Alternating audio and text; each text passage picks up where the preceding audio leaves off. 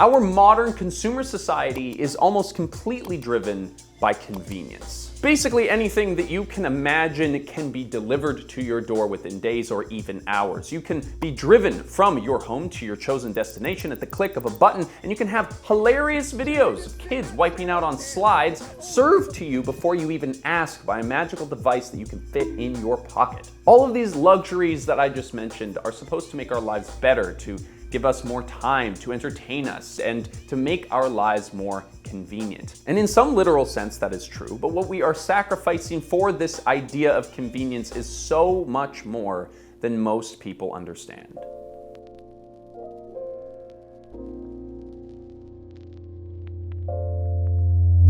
Today's video is sponsored by Ground News.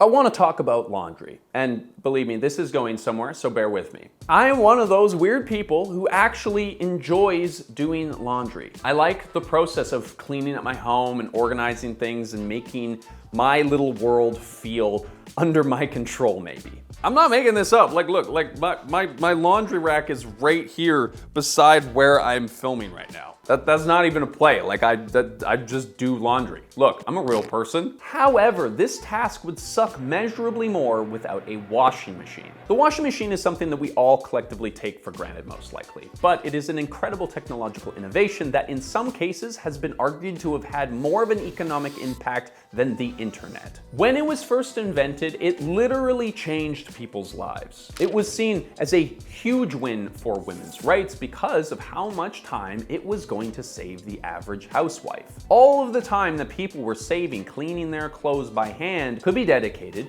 to other stuff. And this shift, along with a bunch of other technologies in the home like dishwashers, have contributed to a huge boom in productivity that enabled more women to enter the workforce. However, there is a huge difference between the convenience of owning a washing machine and the convenience of getting your laundry detergent delivered to your house on Amazon. See, if convenience is about reducing our workload and making our daily tasks easier, we kind of already have it made, right? Like, most people's lives are as easy as they can pretty well get. I'm not saying that we're just floating around in futuristic entertainment pods surrounded by constant stimulation and nourishment like WALL-E or whatever, but we're getting kind of close. If you wanted to, I thought about this when I was writing the script actually, like, if you wanted to today, you could live years without ever leaving your house. Like, you could have everything delivered to your door, you know, food, toilet paper, daily needs. You could scroll on your phone for social time and entertainment.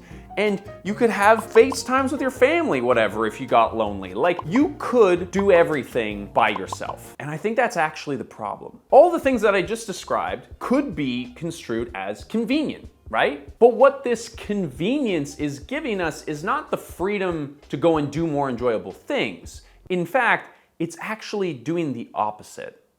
For example, one of probably the most convenient and easiest ways to just ingest the news of the world is just scroll mindlessly on your phone. However, there happens to be a bunch of billionaires that own these social media platforms, and they're extremely biased in what they show people. They also don't really give a shit about fact checking or the truth in any way whatsoever. So we genuinely believe that it is worth taking the extra step to subscribe to a nonpartisan news platform that'll go the extra mile to keep you informed while also showing you the bias of both sides. And that's why we love Ground News. Look at this.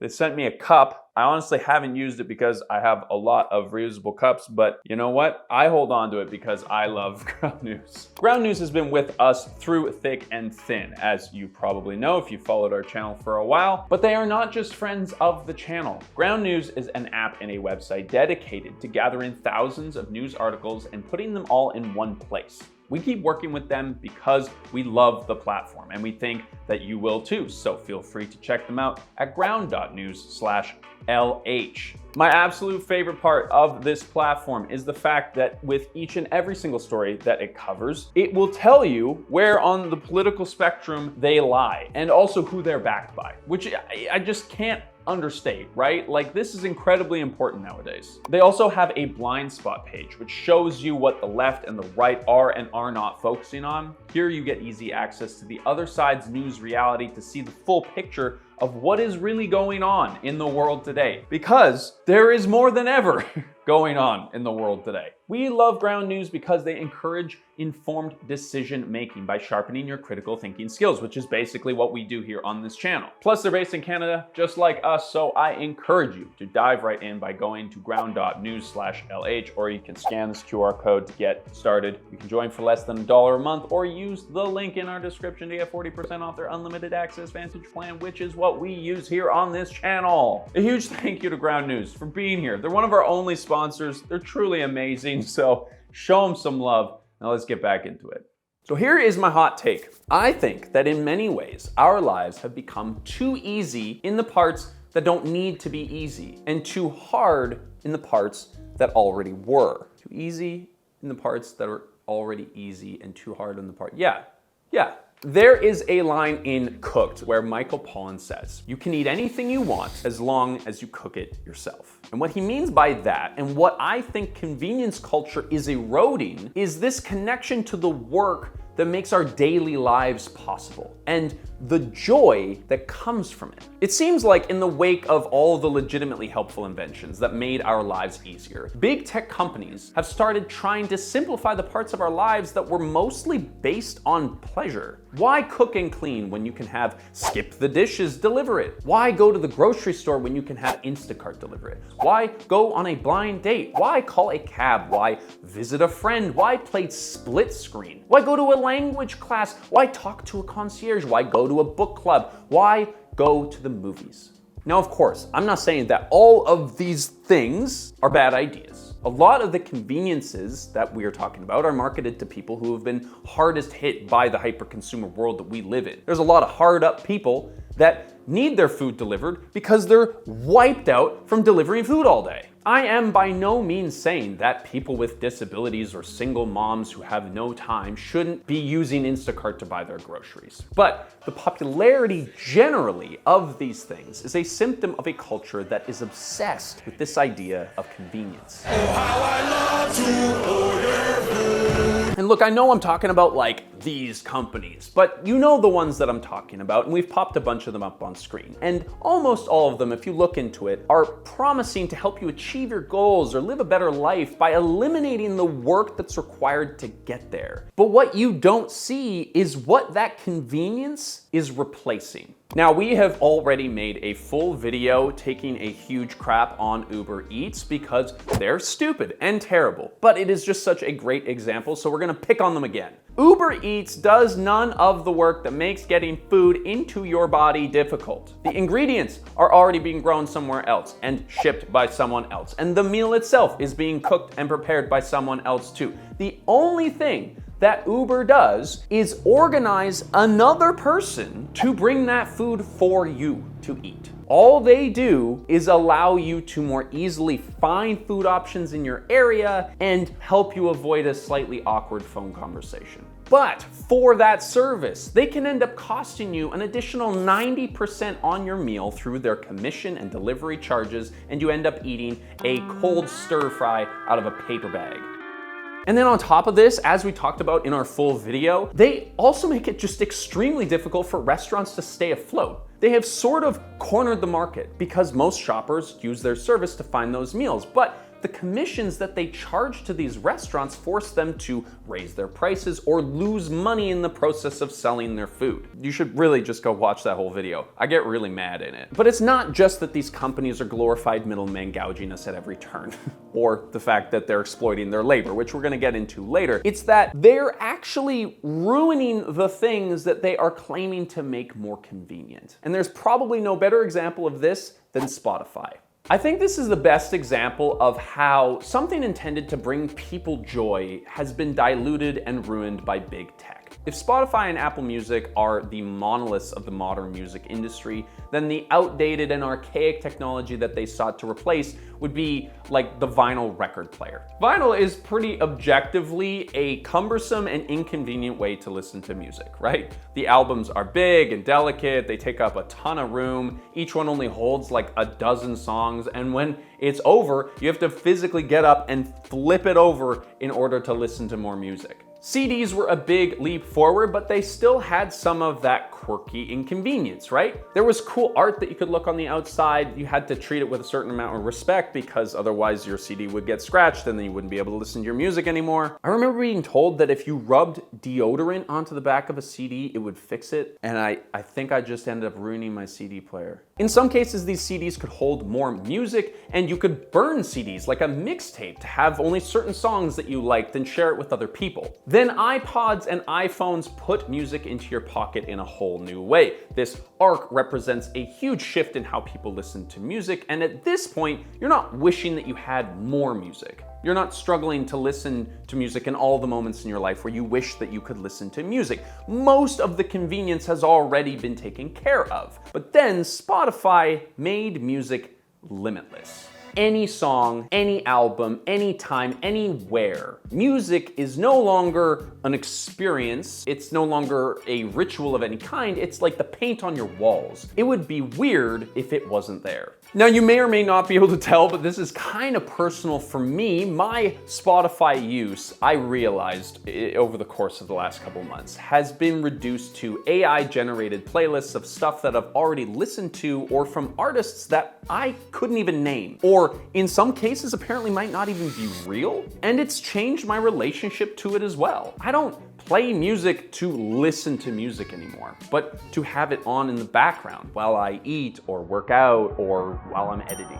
And if you think that this is normal or you're young enough that this is the only kind of music experience that you remember, ask somebody what it was like to be in a record shop or what it was like to go into an HMV. People like me remember when music was like a social glue that brought people together. And of course, like that still exists. There's still hype artists that people get really excited about. But Spotify has done nothing to make that better. And if anything, it has made our consumption of music way more arbitrary and passive than ever before. But probably the most legendary convenience brand that everybody thinks of is, of course, Amazon. Now, Amazon's big innovation, much like UberEats, basically was to allow you to stay home while the thing that you want is brought to your door. This, combined with their ability to sell things for the lowest possible price, has made Amazon the behemoth that it is today and has spawned many other services like Temu, which we've made more than one video about. And here's the thing, the convenience that Amazon and all of these services provide distracts from the cultural connections that they replace. Prime has eroded our standards to the point where we expect 1 or 2 day shipping from any given item at any given moment, and that's just about the most important thing. In the writing of this script, I actually canceled my Amazon Prime account. I am honestly surprised that it took me this long. I'd been paying for it for years without actually realizing it. And then when I posted that on Instagram, I had more than a few responses from people asking whether or not there were any alternatives for where they live. My responses were a bit tongue-in-cheek at times, but this is just the kind of crazy thing that we are locked into now, where we forget that we can buy real physical stuff from real physical stores, and that we might actually enjoy the process of doing it. When you realize that the whole point of this weird life that we're living is to just do stuff and exist, you kind of have to start looking at this idea of convenience a little differently. We have our meals, tech, clothing, music, and whatever else delivered to us to save time, right? So what are we doing with that time that we're saving? We must be doing something else, right?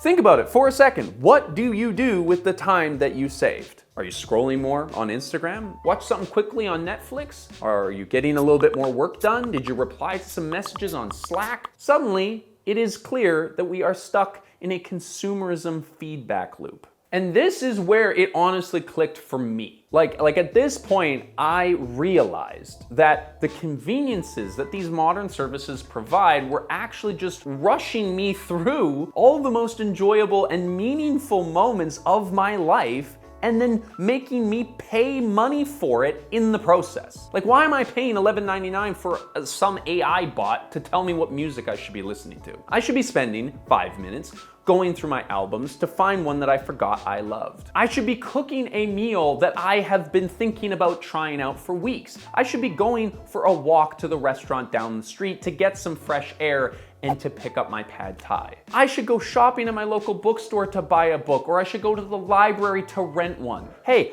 I should be doing the frickin' Zumba class with my neighbors in the park instead of watching some YouTube video on YouTube.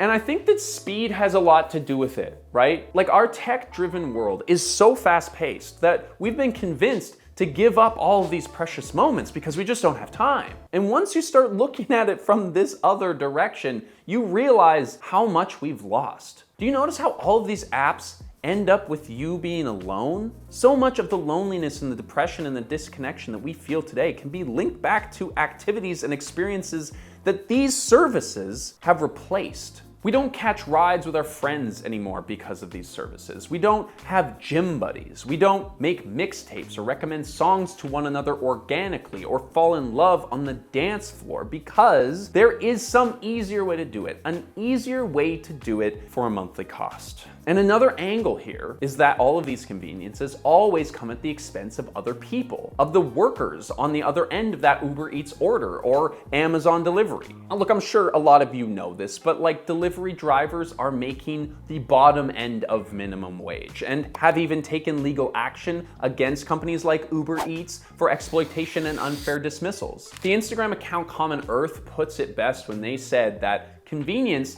is not good for the garment workers making fast fashion for cents a day, or the Amazon workers forced to pee in bottles for the sake of hyper-fast production. And I'm gonna add to that it's probably not to the benefit of the artists that are making 0.0005 cents per stream on Spotify or whatever. But all right, let's cool down for a second, because the good news is I'm not the only one who is realizing this. We've found a bunch of TikToks and YouTube videos that have talked about this similar kind of thing, and I think there is a general awakening happening that convenience and big corporations are not actually playing into our best interests, which is what we've been talking about on this channel for fucking years. But here's some physical examples. Vinyl is making a comeback right now, and I would say it's arguably actually kind of overhyped at this point. But here's the reason why. It's tangible, it's ceremonial, and it gives an experience to the idea of listening to music.